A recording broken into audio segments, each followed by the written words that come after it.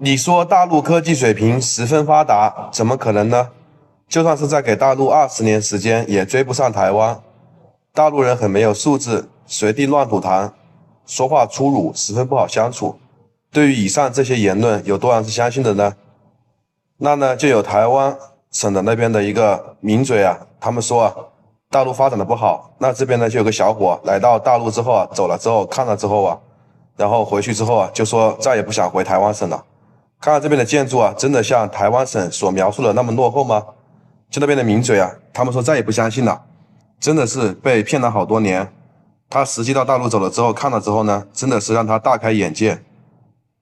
还说什么大陆人呐，马路上面没有电话亭，说这个路上面呢一个电话亭都没有，说科技发展水平十分落后，就算是再给大陆啊20年时间，也追不上台湾。事情真的是如此吗？刚刚我们一路走过来，看到的建筑啊都是非常的高大上，如雨后春笋般的拔地而起。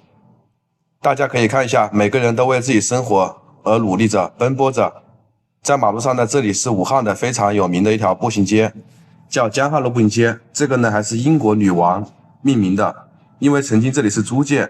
然后大家可以看一下这两边的建筑啊，都是那种英式的风格，所以很早之前就建好了。所以说这边呢也是最繁华的一个位置，武汉最繁华的一个地段。这边的房价我跟大家说一下吧，没有个2万块钱，2万到3万块钱你是拿不下来的，1平方。很多人打工啊，多少年都不见得能买得起这边的一个厕所呢。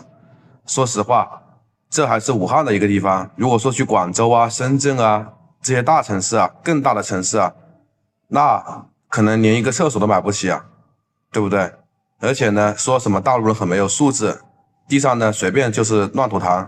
大家可以看一下，地上有这种垃圾吗？一点垃圾都没有，基本上是一尘不染啊，非常干干净净、整整洁洁。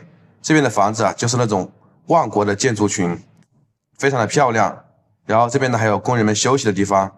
而且我跟大家说一下吧，你说没有电话亭，说明落后吗？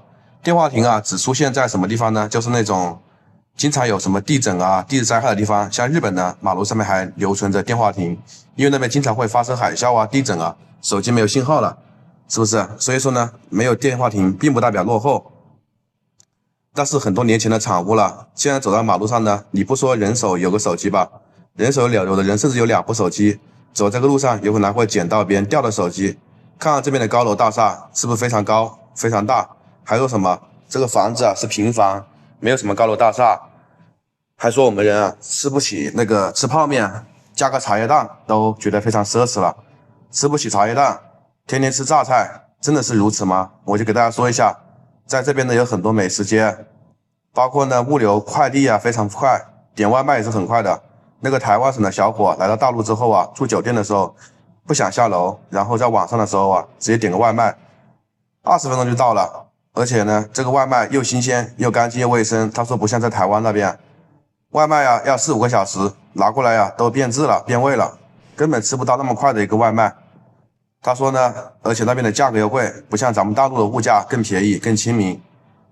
他说以我在台湾省那边的一个收入啊，到这边来妥妥的是一个富翁，就是高收入人群，真的是被他的一言一行啊给震撼到了。然后大家可以看一下，这边呢是很多人坐在这里休息啊，文化娱乐活动非常的多，对不对？然后这边呢还有很多人也坐在这里，然后在这边呢拿起手机啊，纷纷的记录自己的生活，自己出来玩。看看这边呢有个非常漂亮的建筑啊，这个就是那个一个店铺，这么高大上，感觉像黄鹤楼一样的。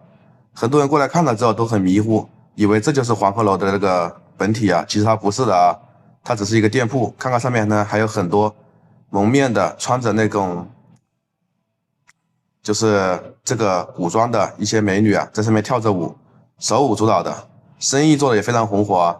大陆人民啊，不仅生活十分幸福安居乐业，而且科技水平也十分发达。这地下还有2条地铁线，分别是2号线和6号线，而且还是过江地铁哦，在别的城市可是很少见的。所以不要再说大陆科技水平落后了，人们很没有素质了，这都是无稽之谈。台湾省的小伙他也不想回台湾了。看看这马路上的人啊，真的多。